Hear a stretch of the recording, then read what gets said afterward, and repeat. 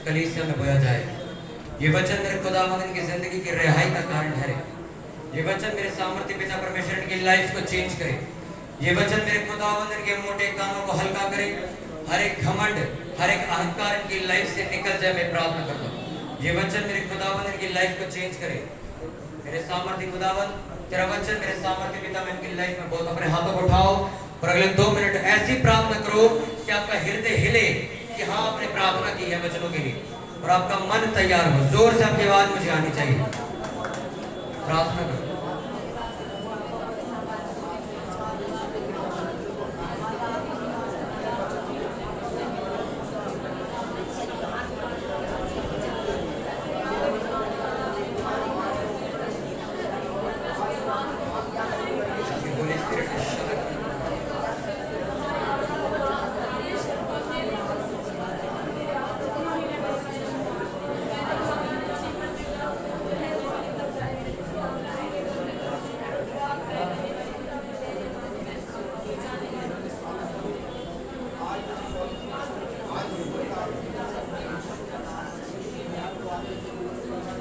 धन्यवाद पवित्र आत्मा, थैंक यू जी।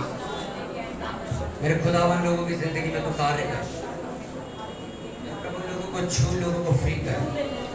खुदावन वचन की लाइफ को चेंज करे। मेरे खुदावन वचन इस चर्च की उन्नति का कारण हो। मेरे खुदावन वचन इनकी लाइफ को चेंज कर दे।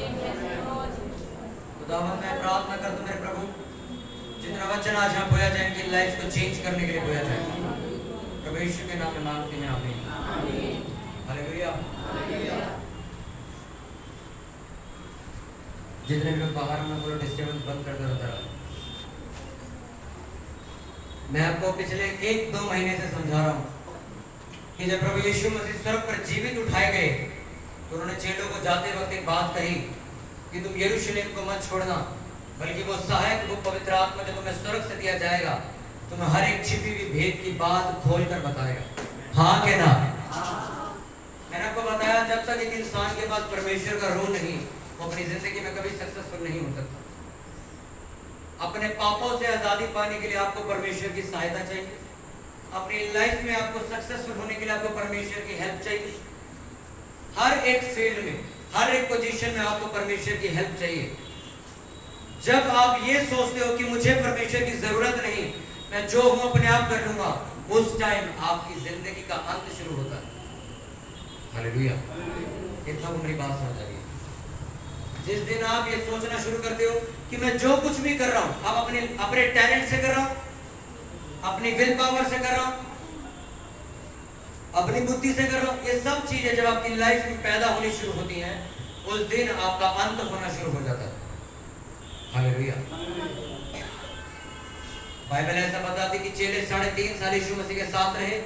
3.5 साल बाद यीशु मसीह ने कहा अभी भी वेट करो कि जब तुम्हें पवित्र आत्मा दिया जाएगा, जब तुम्हें परमेश्वर का पाक रूह दिया जाएगा, जो तुम्हें भेद की बातें बताएगा, तुम्हें हर वो छिपी बात बताएगा जो मैंने तुम्हें बताई और तुम भूल गए हो। लेकिन जब तक तुम्हें वो रूह ना मिले, वो स्पिरिट ना मिले, तब तक तुम यरूशलेम से बाहर मत निकलना। कहा था कि नहीं कहा? मैंने आपको बताया कि 3.5 साल यीशु मसीह के साथ बिता चुके हूँ। उसके बाद भी प्रभु यीशु मसीह कह रहे अभी भी वेट करो, अभी तुम्हें एक और पावर मिलेगी। आप एक एमएलए के साथ अपना टाइम बिताते हो और टाइम बिताने के बाद भी आपको एमएलए कह रहे नहीं, अभी भी तेरे पास कोई पावर नहीं है, अभी भी वेट कर। हालेलुया। ये वो वाली बात हो गई कि आपने एक सीएम के साथ टाइम बिताया, सीएम कह रहे नहीं, अभी एक चीज हो रहा है बाकी जो तुझे मिलेगी। इतना तो बात समझ आएगी। हालेलुया। देखा, परमेश्वर ने कहा जब तक तुम पाक रूह स्वर्ग से ना पालो, तब तक यरूशलेम को मत छोड़ना, संगति करना मत छोड़ना। लिखा वो लोग यरूशलेम को वापस गए और 120 लोग रह गए थे, 380 खिसक गए थे। हाँ के ना? ये तो 500 जिनको बोला था, पर रह कितने गए थे? 120। 380 भाग गए।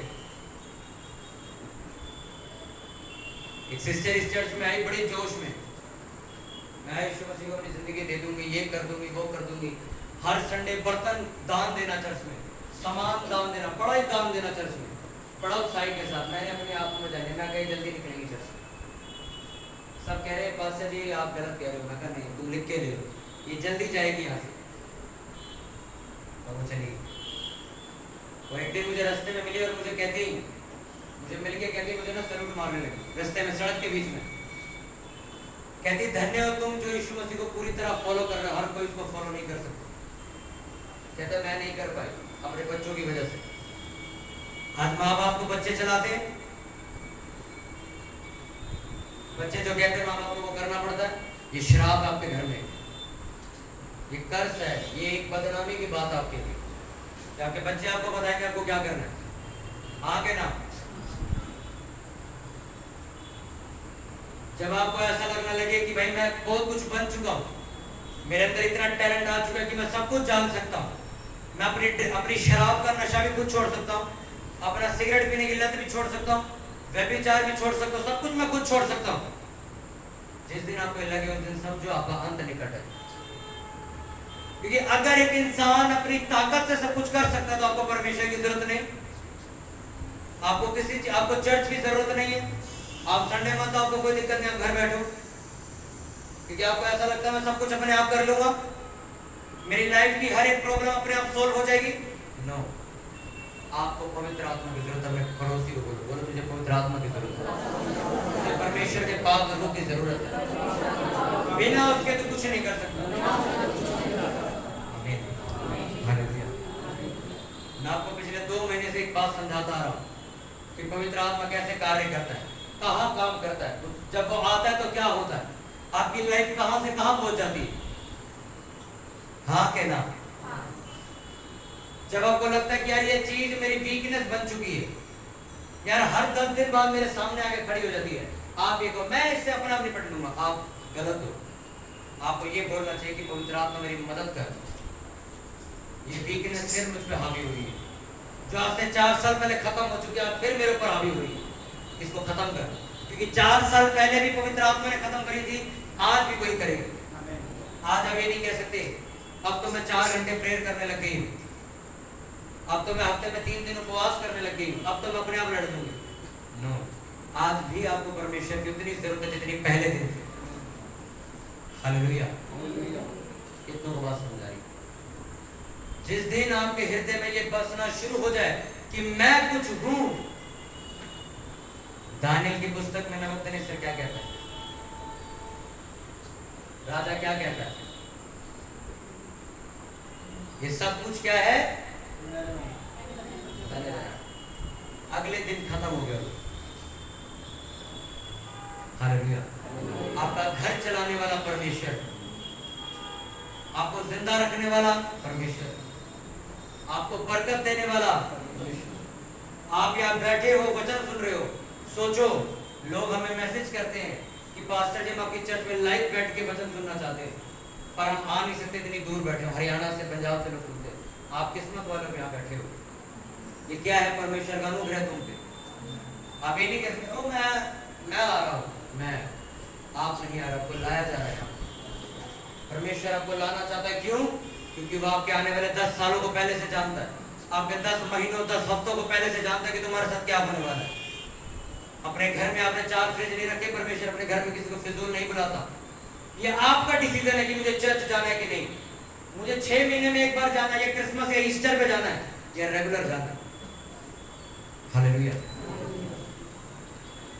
आप जो कुछ हो, आपके पहने हुए कपड़े परमेश्वर की ओर से, आप जो सांस ले रहे हो परमेश्वर की ओर से, हर एक चीज परमेश्वर की ओर से। आप घमंड नहीं कर सकते।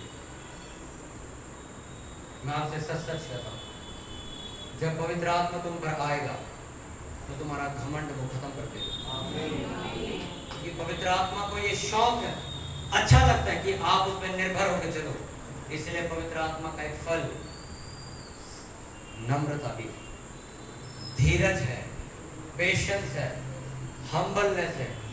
अपने पड़ोसी को बोलो नम्र बन, क्योंकि तेरे पास जो कुछ है वो परमेश्वर की ओर से, तेरा कुछ भी अपने आप का मायावा नहीं। हालेलुया। यहाँ तक कि अगर मैं मेरी बोझ का अगर मैं आपको एग्जाम्पल दूं, अगर मैं कह दूं ये घड़ी भी ये मैंने अपनी कमाई से खरीदे, नहीं, ये घड़ी भी परमेश्वर की ओर से। अगर मैं कोई ये माइक में मैंने खरीदा अपने पैसे, नहीं, ये भी परमेश्वर की ओर से। एक पंखा जिसके नीचे आप बैठे हो, ये मैंने नहीं खरीदा, ये परमेश्वर की ओर से। कितना मेरी बात समझ आ रही है? हालेलुया। लिखा जब पवित्र आत्मा आएगा तो वो तुम्हें क्या बनाएगा? नम्र बनाएगा। तुम्हें हर चीज में थैंक्स करना सिखाएगा, हर चीज में तुम्हें झुकना सिखाएगा, क्योंकि तुमने ना कुछ अपने आप से पैदा किया है, ना ही कर सकते हो। एक स्त्री भी ये नहीं कह सकती कि बेटा मैंने पैदा किया है, क्योंकि लिखा गर्भ में मैंने उसको डाला। कह सकती है? कह सकती है? तो सिस्टर यहाँ कहते देखो बच्चे तो देखो स्त्रियों की वजह से पैदा होते, देखो हमारा कितना बड़ा दर्जा। नहीं, गर्भ का फल किसकी ओर से है? कैसे कह सकते हो तुमने किया? तुमने नहीं किया। आप पैदा किए गए परमेश्वर की ओर से, आप बनाए गए मिट्टी में से परमेश्वर की ओर से, आप मारे जाओगे और मिट्टी में मिलाए जाओगे परमेश्वर की ओर से। आपको कपड़े किसने दिलाए? पहले कुछ कहेंगे हमारे माँ बाप ने दिलाए, हम तो नंगे पैदा हुए थे कि नहीं? हाँ के ना? चलो, आपके माँ बाप ने आपको कपड़े पहनाए, वो कहाँ से लाए कपड़े? यहोवा ने उनको पैसे, उन्होंने कपड़े पहनाए। ओके, आपके मुंह में पहला जो निकाला गया था पैदा होते ही, वो कहाँ से आया? यहोवा ने दी। क्योंकि एक बेबी पैदा होने से पहले उसकी माँ के पास उस बेबी को पिलाने के लिए दूध आ जाता है। आपके पैदा होने से पहले आपका इंतजाम किया गया, आप खाना भी अपने साथ नहीं लेके आए थे, वो भी आपको यहोवा ने दिया। जब आप बड़े हुए, आपको 3 पहिए की साइकिल भी आपको परमेश्वर ने दी। आप बड़े हुए, आपको कॉपी किताब पढ़ने के लिए परमेश्वर ने दी। आपकी पढ़ाई, आपको पैसा, आज आप 24-25 साल के हो गए, आज तक परमेश्वर ने आपको दिया। सोचो मैं रात को 4 बजे प्रार्थना कर रहा हूँ, ये सोच के कि कल सुबह जाके वचन देना है, सुबह 6 बजे मेरी मौत हो जाए। किस चीज का घमंड आपको? आप सोचो, किस चीज का घमंड आपको? क्या सोच के सोते हो रात को? सुबह क्या हुआ आपके साथ? पर एक चीज है जो आपको घमंड करने में मजबूर करती है। मत डर, मैं तेरे साथ। तू घमंड कर तो प्रभु में घमंड कर कि मेरे पास जो कुछ है वो किसकी तरफ से है? हाँ कहना? आपको घमंड करना है, पर कौन सा घमंड? कि मैं जो कुछ भी हूं मेरे परमेश्वर की वजह से, तेरी वजह से नहीं।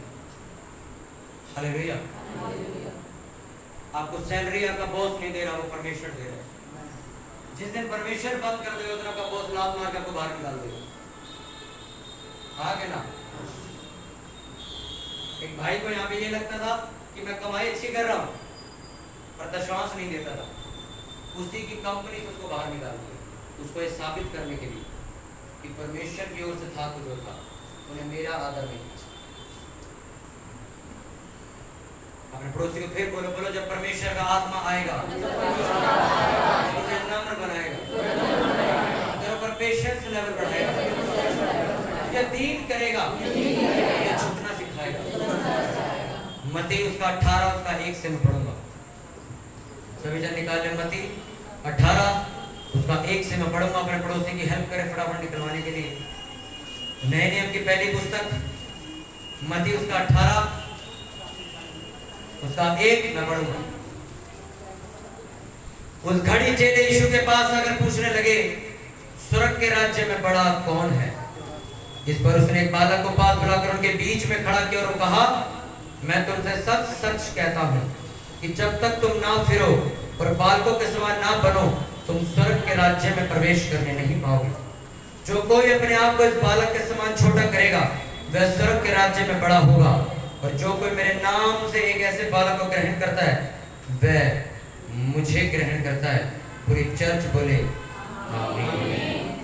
पहला कुरिन्थियों 14 उसका 20 में पढ़ूंगा। हे भाइयों, तुम समझ में बालक ना बनो, बुराई में तो बालक रहो, परंतु समझ में सियाने बनो। सब बोलो आमीन। पहला कुरिन्थियों 14 उसका 20। हे भाइयों, तुम समझ में बालक ना बनो, बुराई में तो बालक रहो, परंतु समझ में सियाने बनो। सब बोलो आमीन। वापस आ जाओ उसी वचन में, मत्ती 18 उसका 1।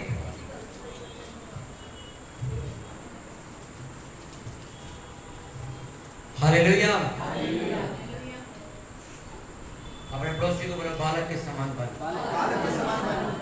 बच्चे के समान बन, क्योंकि वही इंसान जो बच्चे की तरह जीवन जीता है वो अपनी लाइफ को हेवन में देखेगा, स्वर्ग में देखेगा। आमीन। देखा चेले इकट्ठे हो गए यीशु मसीह के पास, सब जन मेरे ओर ध्यान दो, बाइबल बंद कर दो। देखा कुछ लोग चेले लोग यीशु मसीह के पास इकट्ठे हुए, कहते कि प्रभु एक बात तो बता कि हमें स्वर्ग के राज्य में जाना है, उसकी आशीषें सारी चाहिए, सारी ब्लेसिंग, सारी बरकत चाहिए, हम क्या करें? उसने एक शब्द कहा, कहते जो बालक के समान बन जाएगा वो स्वर्ग के राज्य में प्रवेश कर जाएगा।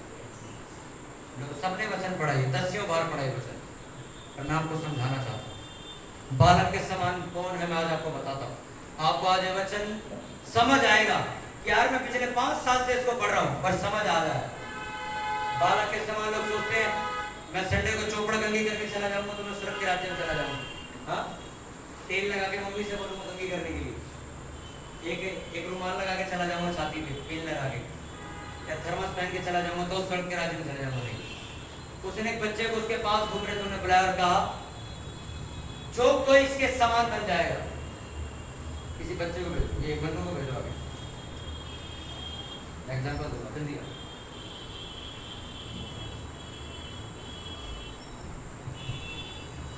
परमेश्वर ने, चेलों ने कहा कि स्वर्ग के राज्य में प्रवेश करने के लिए, हर उस ब्लेसिंग को हासिल करने के लिए जो स्वर्गीय है उसको लेने के लिए मैं क्या करूं?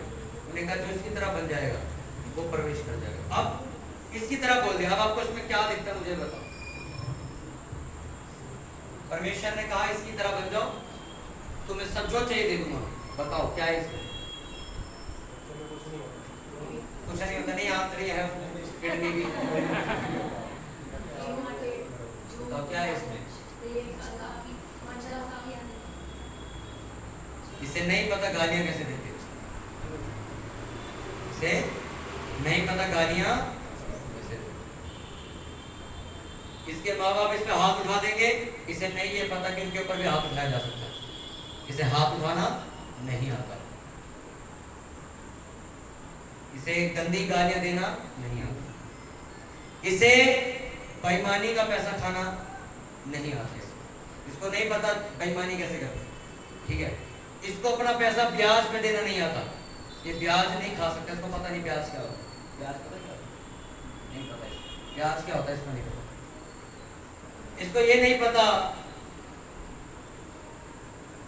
कि व्यभिचार क्या होता है, इसको नहीं पता, इसको एडल्ट्री नहीं पता, इसको सेक्सुअल चीजों के बारे में भी कुछ नहीं पता, ये साफ है, इसके दिमाग में कुछ भी नहीं, कुछ नहीं पता इसको क्या होता है क्या नहीं होता, कुछ नहीं पता इसको नफरत करनी नहीं आती किसी से अभी, इसको ये नहीं पता कि अगर इन्हें मेरा खिलौना तोड़ दे इससे मेरे को नफरत करनी बच्चे से, नहीं, ये अगले दिन फिर उसके साथ जाके खेलेगा, हाँ के ना? समझ आ रही कि जो मैं समझा रहा हूं ध्यान से सुनिए। इसको नहीं पता कि फोन में गंदी वेबसाइट कौन सी, इसको नहीं पता, इसको नहीं पता कि सिगरेट की डिब्बी कहां से मिलती है, इसको नहीं पता, इसको सिगरेट जलानी नहीं आती, इसको लाइटर जलाना नहीं आता, आता है क्या? इसको शराब का गिलास बनाना नहीं आता, पैक बनाना नहीं आता, कितना सोडा डालना है, कौन सी कोक लेनी है, कितना डाल, नहीं आता भी, इसको नहीं आता ना, इसीलिए कहा इसकी तरह कितनों को समझ आ गया।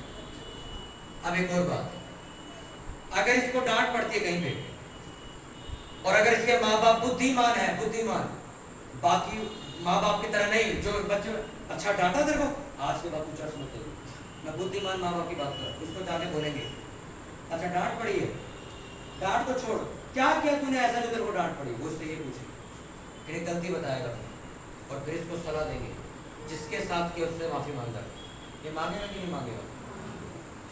और आपको एक और बात बताओ, अगर वो लड़का 18-19 साल का हो, वो माफी नहीं मांगेगा, उसकी ईगो हट हो जाएगी, वो कहेगा मैं माफी नहीं मांगूंगा, मेरे को मेरी बेइज्जती हो जाएगी, और मैं वहां पे बहस करके आ चुका हूँ। पर ये क्या करेगा, क्या करेगा? सब मेरे ध्यान से, आरती दी डिस्टर्ब मत करो, ये क्या करेगा? ये माफी मांगेगा कि नहीं? ये मांगेगा। पर अगर इसकी उम्र 25 साल हो जाए, ये नहीं मांगेगा, ये अपने पिता को समझा के आएगा, तुम्हें मांगने तुम मांग लो, मैं नहीं जाऊंगा, मेरी इज्जत का सवाल है, मैं बहस करके आ चुका हूँ, मैं आकड़ के आ चुका हूँ, अब नहीं जाऊंगा मैं। ये करेगा ऐसा? ये नहीं कर सकता। ये जाएगा और माफी मांग के आएगा, हाँ कि ना?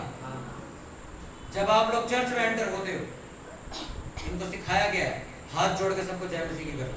आज चर्च के लोग चर्च में आते जय मसीह की नहीं करते, आके चुपचाप बैठ जाते। पास्टर आए, वर्शिपर आए, सेवादार, किसी को जय मसीह की करने का कोई मकसद नहीं उनका, चुपचाप आए बैठ के कोने में, उनको कोई मतलब नहीं। पर ये इंसान आगे क्या करेगा? जय मसीह की करेगा, हाथ जोड़ेगा, सर भी झुकाएगा उसके आगे।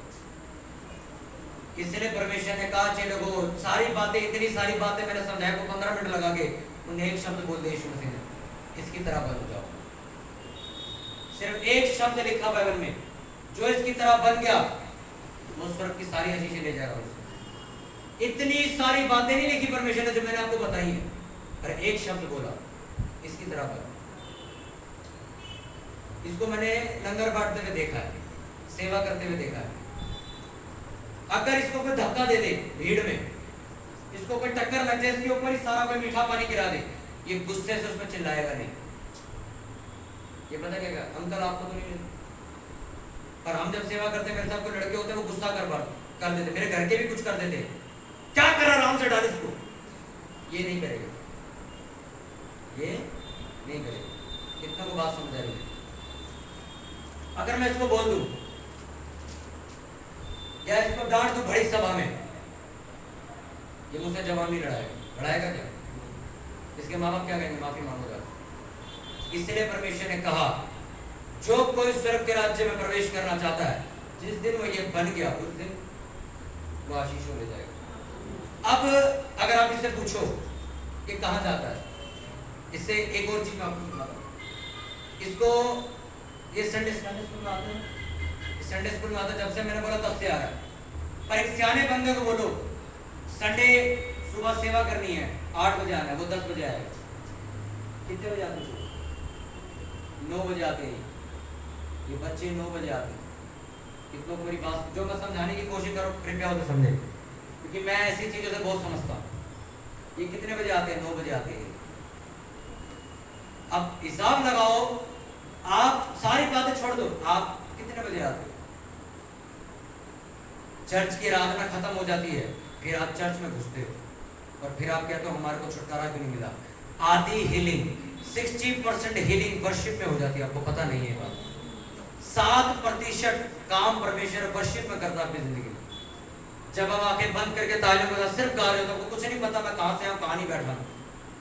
आपको नहीं पता मेरे साथ कौन बैठा है, मैं वर्शिप कर रही हूं बिना कोई शर्म के।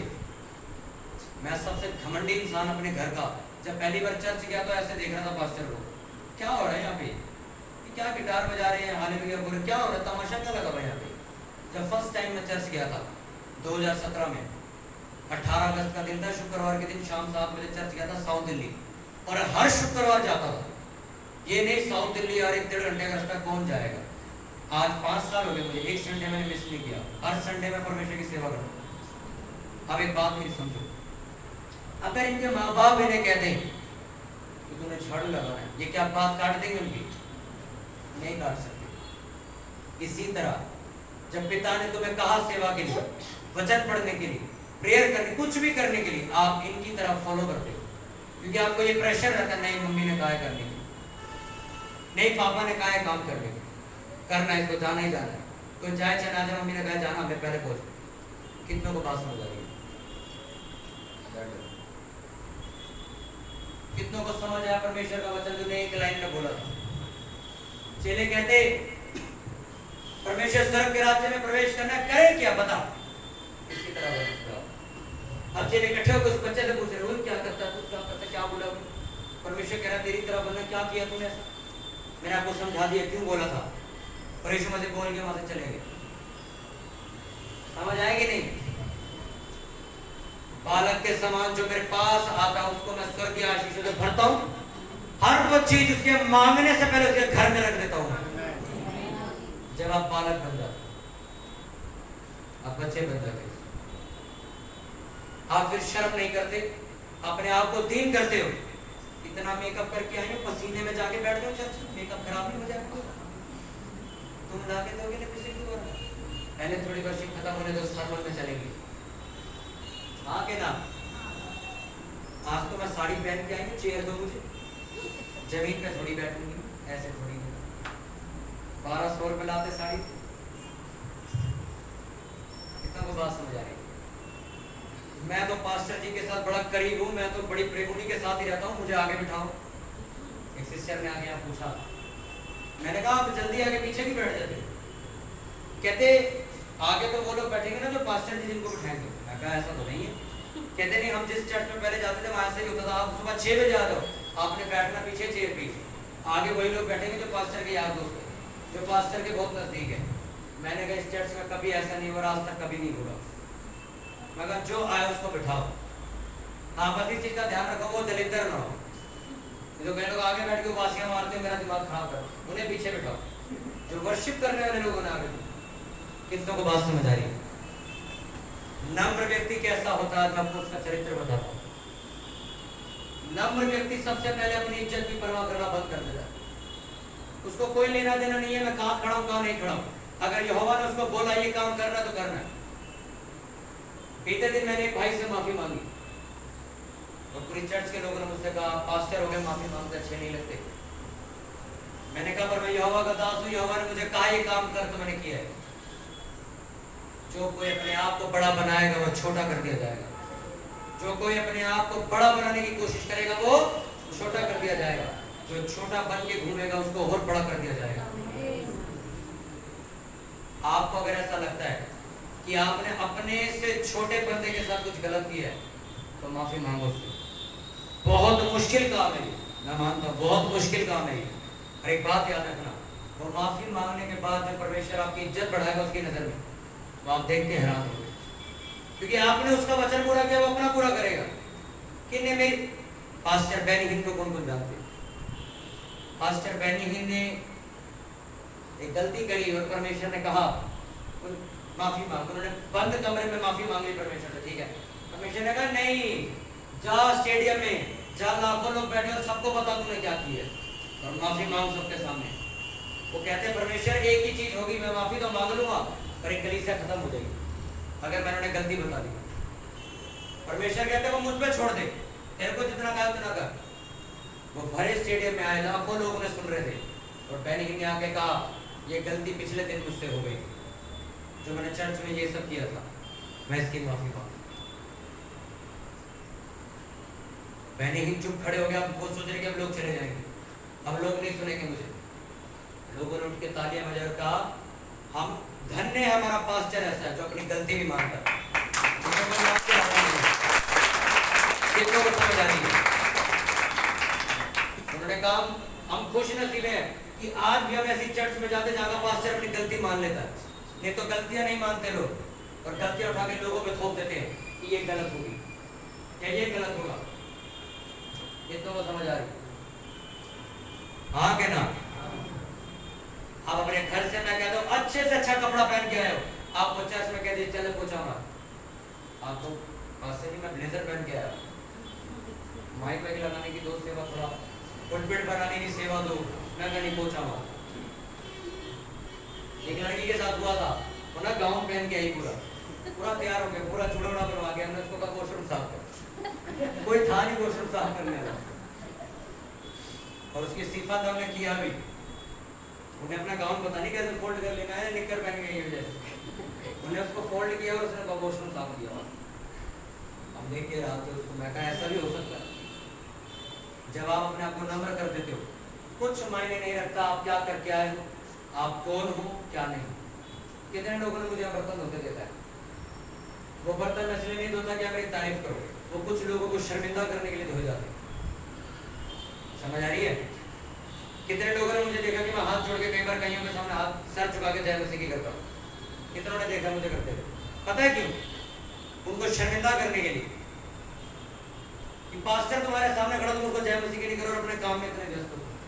मैं खुद जाकर मैं जय मसीह की करता हूँ।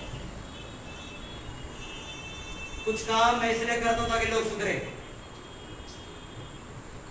आपकी नम्रता ये नहीं है पास्टर जी ठीक हूँ, मैं आपके लिए चाय बना के आपके लिए इधर आए, जो बड़ा आराम से बोलता है वो नम्र इंसान। क्या ये पहचान है नम्रता की? नहीं। नम्रता की पहचान मैं आपको बताता हूँ। जो व्यक्ति अपने आप को सबसे छोटा समझा के रखता है वो नम्र रह जाएगा। जो अपने आप को कभी ये नहीं कहता इससे तो बड़ा दर्जा है मेरा, इससे तो बहुत आगे हूं मैं, इससे तो ज्यादा प्रेयर है मेरी, अरे ये तो कुछ भी नहीं है, मैं तो माइक की सेवा करता हूँ, ये तो पोछा लगाता है। जिस दिन आपके मन में ये मेंटालिटी रहेगी कि मैं जो कुछ हूँ परमेश्वर के अनुग्रह से हूँ, आप एक नम्र और दीन इंसान बन के रहोगे। पहला कुरिन्थियों 14:20 मैंने क्यों पढ़वाया आपको? उसमें क्या लिखा है? क्या लिखा था उसमें? क्या लिखा था? अभी पढ़वाया मैंने।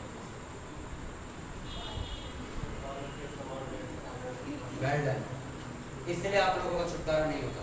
ये मत्ती 18 का वचन है जो मुझे तुम सुना रहे हो। पहला कुरिन्थियों 14:20 में मैंने क्या पढ़वाया था?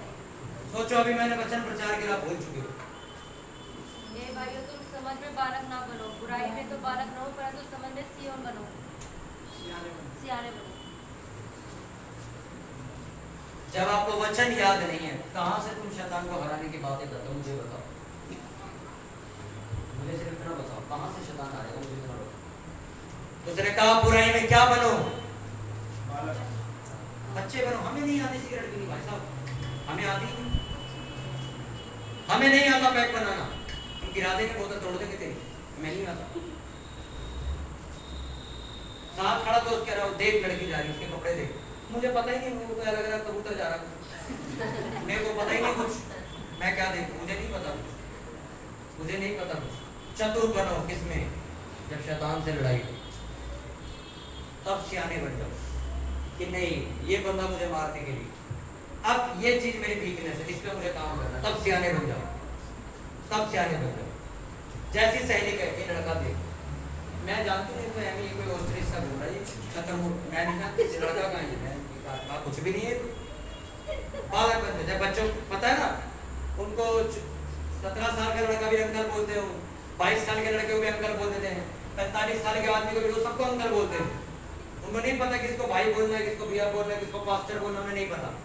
बच्चों को पता होता ना, नहीं पता ये कौन है। वैसे ही आपकी सहेली देख दे तो उसके 6 साल देख, पागल बिस्कुट लगाया तो हटाई, ये प्लास्टिक का माल है सारा, बेकार है यार। कितना वो समझ आ रही है? कोई आपको फोन में अभी देख, ये वीडियो देख, मैं कुछ नहीं, मैं नहीं जानता क्या है, मेरे को क्या पता है क्या हो रहा है, मुझे क्या पता है क्या हो रहा है। हालेलुया। कितनों को बात समझ आ रही है? आप जब नम्र व्यक्ति बनते हो, पेशेंस में जीना शुरू करते हो, आपकी लाइफ ऊपर जाके नीचे नहीं जाती, क्योंकि आपने अपने आप को दीन कर चुके हो, अपने आप को हम्बल कर चुके हो। पास्टर ने जो बोला उसको सुन के आगे चल रहे हो। उत्पत्ति की पुस्तक में लिखा, लोगों को मूसा जाके कहता है, ओए ये खाना जो तुम्हें मिला है शाम को खा के खत्म कर देना, सुबह तक बचा के मत रखना इसको। लोग बुद्धिमान कहते हैं इसको क्या पता, ये तो पागल है। अबे खाना बचा कर वो सुबह ब्रेकफास्ट भी इसी का करेगी, सुबह तक बचा के रखा, निकल सुबह उस खाने में कीड़े पड़ गए, उसमें से इतनी गंदी स्मेल उठी कि लोग परेशान होकर भागने लगे इधर उधर। इसकी बात नहीं सुनी, पास्टर की बात नहीं सुनी, वो कह रहा है मत रखना। नेक्स्ट डे परमेश्वर कहता है अब विश्राम दिन के लिए इनको बोल, जो शाम को खाना मिले उसे संभाल के रखना, कल सुबह भी यही खाना। तो जाता है मूसा जाके कहता है हाँ भाई पिछली बार तो मैंने मना किया था, इस बार मैं तुम्हें कह रहा हूँ जो खाना तुम्हारे पास ऐसे बचा के रखना, कल सुबह यही खाना। लोगों ने कहा ठीक है। अगले दिन उस खाने में कोई बदबू नहीं है, कोई कीड़ा नहीं लगा, बल्कि वो फ्रेश खाना था। अब समझने वाली कहानी ये है, खाना नहीं, समझने वाली बात ये है कि जब जो चीज पास्टर ने करने को बोली है वो चीज उस टाइम करो। भले आपका पास्टर ही करे नट खोल दे, आप क्या फायदा इसका, तू खोल दे, तेरे को जितना कर उतना कर। कल आपको आके ये कहते फिर दोबारा नट लगा दो। इसको नम्रता कहते हैं। जब आप अपनी बुद्धि नहीं चलाते, परमेश्वर ने आपको ये नहीं कहा चर्च के पादरी पे डिपेंड हो जाओ, खुद मूर्खों की तरह जिंदगी जियो, नहीं। और आपकी बुद्धिमत्ता वहां खत्म हो जानी चाहिए जब परमेश्वर बात करना शुरू करे। अब आपका टैलेंट फिनिश है, आप परमेश्वर जो कहेगा वो करना है। कितनों को मेरी बात समझ आ रही है? आपका टैलेंट कहाँ काम आता है आपको बताता हूँ। पहले आप नम्रता से सुनते हो, अच्छा ये टेंट लगाना, ठीक है लगा, ठीक है पास ने टेंट लगाना लगा दिया। अब 4 लड़कों को मैंने दिया टेंट लगाओ जगह, अब उन्होंने बुद्धि चला दी टेंट लगाना कैसे, यहाँ पे तुम्हारी बुद्धि काम करेगी, वहां नहीं। टेंट लगा के क्या करना है, वैसे ही बैठ जाती, क्या हुआ थोड़ी सी बारिश ही तो आएगी। यहाँ बुद्धि नहीं चला, यहाँ सिर्फ सुनना और जाना, काम कैसे करना है बुद्धि लगाना। अच्छा ये चीज खड़ी करेंगे तो डंड खड़ा हो जाएगा, ये चीज बांधेंगे तो ये हो जाएगा। अपने पड़ोसी को बोलो नंबर पर, सुनने वाले कान बना, बोलने वाला मुंह बंद कर दे। कितना बात समझ आ रही है। लिखा जो किसके समान बनेगा, मैंने बताया बालक के समान का मतलब ये नहीं है आप चर्च में निकर पहन के आओ। पास्टर जी ने कहा बालक बनना है, हम छाती में जाके चर्च लड़ाए, मम्मी ने लगा के मुझे कह बालक के समान बनना। 26 साल का लगा के आ रहा है, थर्मस टांग ली, गर्मी बड़ी होती है ना, थर्मस टांग के आएंगे, निकर पहनी हुई है, जूते पहने, जुराबे यहाँ तक आई हुई, बालक के समान नहीं। मैंने आपको भक्ति वाला जो सरमन दिया था, तब भी मैंने आपको ये बताया था, आपके गले में क्रॉस पहनने से भक्ति वाले जिंदगी नहीं जीते। अपने हाथ पे आप क्रॉस पहनने से आप क्रिश्चियन नहीं बन जाते। आप ये साबित नहीं कर सकते कि आप धर्मी इंसान हो, आप सफेद कपड़े पहन के साबित नहीं कर सकते कि आप धर्मी इंसान हो। आपकी जिंदगी जो अंदरूनी है, इंटरनल है, वो साबित करेगी कि आप कितना भक्ति में रहते हो, कि आपकी लाइफ में कोई पाप नहीं, कोई गंदगी नहीं। हालेलुया। नंबर बनो। मैं फिर से आपसे कह रहा हूं, हर चीज को सुनो। 4 बजे मेरी प्रेयर खत्म हुई रात को कल, और मैंने कुछ नहीं खाया था, रात को सो गया था। मैं उठा, मैंने फ्रिज खोला अपना और खाने के लिए चावल निकाला। मैं खाने के लिए अपने एसी वाले रूम में आके बैठा, मैं जैसे ही घुसा परमेश्वर ने कान में बोला, भूल गया कि कल तेरा उपवास है, 4 दिन हो चुका है। मैंने टाइम देखा, सुबह हो चुकी थी। मैंने प्लेट उठा के वापस फ्रिज में रख दी। नंबर बनो, ना कि बहस करो। परमेश्वर 8 घंटे प्रेयर करके अब रोटी ना खाऊं मैं, सुबह फिर वर्शिप करनी है, रोटी ना खाऊं। अगर आप नम्र हो, आप उसकी आवाज सुनोगे, प्लेट छोड़ दोगे। परमेश्वर आपको रास्ते में चलते चलते कह रहा है, ओए घर जा, फास्टिंग प्रेयर शुरू कर दे। मैंने आपको एक पास्टर की गवाही बताई थी, जॉन जी लेक, जो दुनिया के सबसे बड़े हीलिंग मिनिस्टर माने जाते हैं आज तक के, जिन्होंने 5 लाख से ज्यादा हीलिंग करी है, जो रिकॉर्ड की गई। उस टाइम पे कैमरे नहीं होते थे, जो रिकॉर्ड की गई उससे अलग उन्होंने जो करी वो अलग है। आज तक उनके हीलिंग रूम चल रहे, सबसे ज्यादा हीलिंग करी उन्होंने अपनी किताब में लिखा है। कहते मैं अपनी टेबल पे बैठा, सबसे स्वादिष्ट खाना खाने के लिए मेरी फैमिली ने मेरे लिए खाना तैयार किया। कहते मैं जैसे ही टेबल पे खाने के लिए बैठा, परमेश्वर ने मुझे कान में आके बोला, चल खड़ा हो, उपवास कर, कमरे में जा। उन्होंने कहा मैं अपने कमरे में चला गया उपवास करने के लिए। कह रहे मैंने 1 दिन उपवास किया, 2 दिन उपवास किया, 3 दिन, 4 दिन। सोचो एक बंदा भूख के मारे बैठा, उसको उपवास शुरू करा और बंद नहीं करा परमेश्वर। कह रहा 4 दिन, 5 दिन, 6 दिन, 10 दिन, 12 दिन, 15 दिन, 18 दिन, 21वें दिन परमेश्वर ने कहा ओके जा खाना खा ले।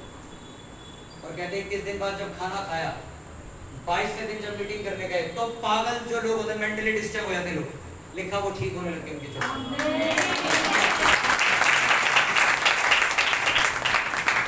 उनकी चर्च में लंगड़े चलते थे, बीमारियां ठीक होती थी, सब ठीक थी। पर परमेश्वर से प्रार्थना करते थे कि परमेश्वर मुझे इतनी बड़ी पावर दे कि जो पागल हो जाते लोग, मैं पागलों को ठीक कर दूं। इसलिए परमेश्वर ने फास्टिंग करवाई। जब वो 21 दिन बाद गए तो लिखा जब उन्होंने प्रार्थना की तो पागल लोग ठीक होने शुरू हो गए चर्च में। नम्र अगर वो नहीं होते तो क्या कहते, कल से करूंगा उपवास में रोटी खा दूं। क्या मिलती कभी इतनी बड़ी सामर्थ्य?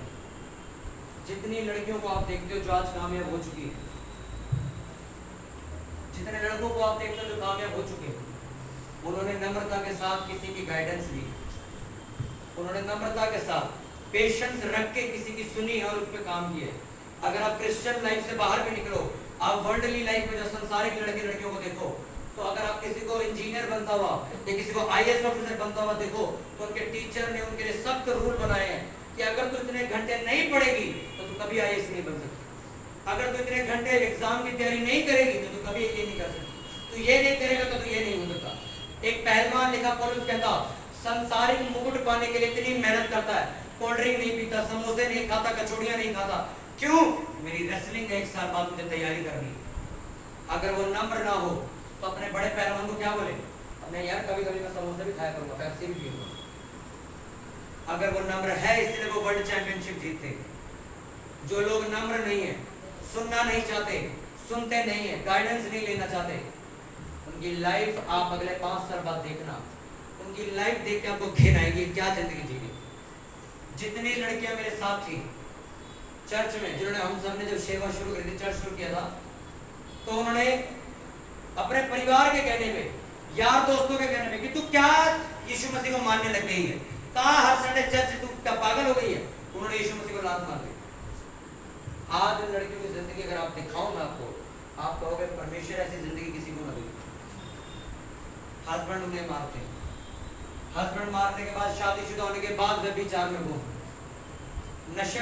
अरे मेरे सामने जो लड़कियां निकल गई परमेश्वर को लात मार के, मेरे को चर्च की सिस्टर ने वीडियो भेजी, वो लड़की अश्लील वीडियो पे काम कर रही है। आज इसी चर्च में आती थी लड़की, मैंने खुद देखी वीडियो, इसी चर्च की लड़की है, फेसबुक पे मुझे शेयर की थी। आपको क्या लगता है परमेश्वर को क्यों लेके आया चर्च में? वो आपका अगला पिछला सब जानता है कि शैतान तुम्हें अगले आने वाले 1 साल में क्या बर्बाद करने वाला है, इसलिए वो तुम्हें पहले चर्च में लेके आता है, कल को तुम्हारी मैरिज लाइफ डिस्टर्ब ना हो। आज क्या करेंगे, क्या कर सकती है? आज नॉर्मल लेवल की अश्लील पिक्चरें बना रही है वो, कल को पॉर्न स्टार बन जाएगी, कल को अपना गर्भ निकलवा देगी, वो सब तहस नहस कर देगी, क्योंकि ये स्पिरिट ऐसी है, तुम्हारा घर खा जाती है, मैं कहीं का नहीं छोड़ेगी। व्यभिचार मेरी जिंदगी से निकला है, आज भी शैतान कोशिश करता मुझे गिराने की बार बार, क्योंकि वो जानता है व्यभिचार एक ऐसा पाप है जो तुम्हारी जिंदगी खत्म कर सकता है, सब कुछ खत्म कर देगा तुम्हारी जिंदगी से, नशा तुम्हारी जिंदगी खत्म कर देगा।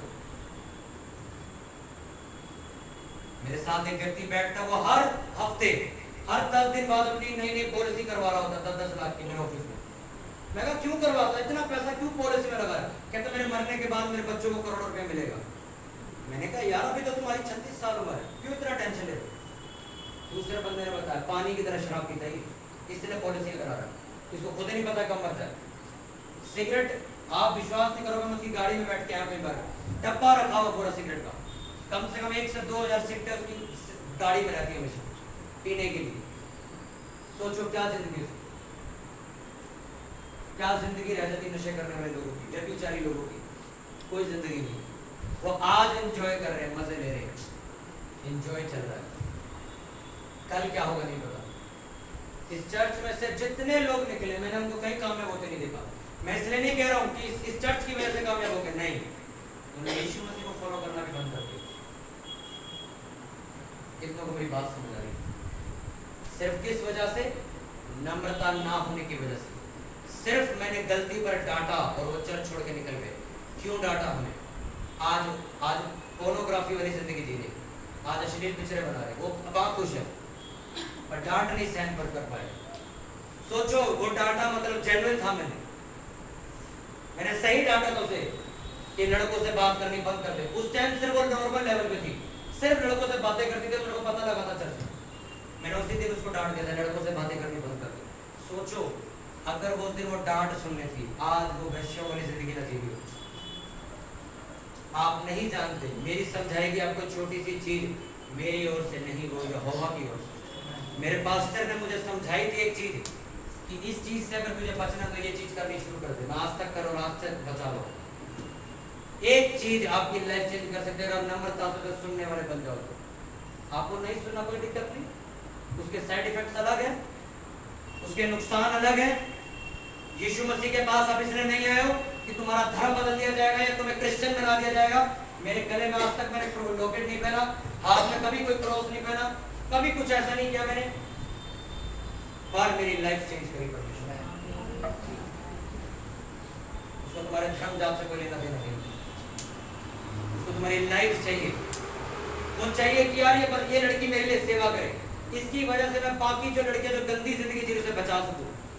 सुनो, आपकी अगर कमजोरी व्यभिचार है, आप व्यभिचारी लड़कियों को बचाओगे। आपकी कमजोरी अगर नशा है, आप नशे वाले लोगों को बचाओगे। इसलिए शैतान आपको उसी गंदगी में डालना चाहता है जिस गंदगी से हमने लोगों को बाहर निकाला, पर वो आपको निकलने नहीं देना चाहता। अगर अगर आपकी कमजोरी गुस्सा है, लड़ाई झगड़ा है, सुनो, आप लोगों को नम्रता का पाठ सिखाओगे। मैं प्रोफेसी करता हूँ आप सभी के लिए, आपकी वीकनेस आपकी बुलाहट बने यीशु मसीह के नाम। जिस चीज के साथ आप संघर्ष कर रहे हो, वो चीज आप लोगों को आजाद करोगे उन चीजों से। आपके द्वारा आपका मोहल्ला, आपका खानदान बचाया जाएगा यीशु के नाम। जोर से बोलो हालेलुया। तैयार रखें नम्र जीवन जीने के लिए, दीनता के साथ जीने के लिए। मैं आज जवान लड़के लड़कियों को क्यों बार बार बोलता हूँ चर्च में आओ प्रार्थना करने के लिए, आज भी मीटिंग, आज भी आओ, आज नेट पर आज भी आओ। क्यों? मैं जानता हूँ तुम्हारी उम्र है प्रेयर करने। अगर तुम घर में सोओगे तो मैं प्रेयर कौन करेगा? आपका काम है प्रेयर करना, जागना, मेहनत करना, चर्च में आना, चर्च में काम करना, मेहनत करना, पसीना बहाना। जिस दिन आप 55 या 60 के हो गए, आप थकने लगोगे। फिर आप ये सोचोगे परमेश्वर मैं टेंट लगाना चाहता हूँ तेरे भवन में, पर मेरे हाथों में इतनी जान नहीं बची आज की मैं टेंट लगा सकूं। और आज जवानी का टाइम सो के खराब कर रहे हैं। 11-11 बजे चर्च आ रहे हैं, सेवा करने को मिलती, निकल जाती, कोई और कर जाता सुबह। मैं कभी भी मुझे मौका मिलता है कि मैं अगर सोया ही नहीं, मैं जागता रहा तो मैं लंगर बनाने जरूर आता, क्योंकि मुझे पता है टाइम ऐसा आएगा मैं रसोई घर में भी जा नहीं पाऊंगा, इतना टाइम नहीं होगा मेरे पास। इसलिए जो सेवा मिलती है उसको इतनी ताकत से करूँ कि प्रभु जब मैं बूढ़ा हो जाऊंगा, जब मैं क्षीण हो जाऊंगा, जब मेरा शरीर खत्म होने लगेगा, तब मैं ये सोच के ना रहूं कि प्रभु मैं तेरे घर में तेरी सेवा नहीं कर पाया। अपने हाथों को उठाओ, प्रार्थना करो कि खुदावंद वचन मेरी लाइफ में कार्य करे। मैं नम्रता के साथ इस वचन को स्वीकार करता हूँ। मेरे अंदर हम्बलनेस आए, पेशेंस आए, नम्रता आए। प्रभु मैं तेरी बात को सुन सकूं। तू मेरे धर्म जात को नहीं, मेरी जिंदगी को बदलना चाहता है। मेरे प्रभु तेरे मुख से निकला हर एक वचन में स्वीकार करता हूँ, अपनी लाइफ में स्वीकार करती हूँ। प्रभु मुझे नम्र बना, मैं इस वचन को अपनी जिंदगी में धारण करते हुए 1000 गुना बरकत लेके आ सकूं। मैनू ऐनी बुद्ध तू दे खुदा, मैं तेरे कम करा। मैनू ऐनी बुद्ध तू दे खुदा, मैं तेरे कम करा।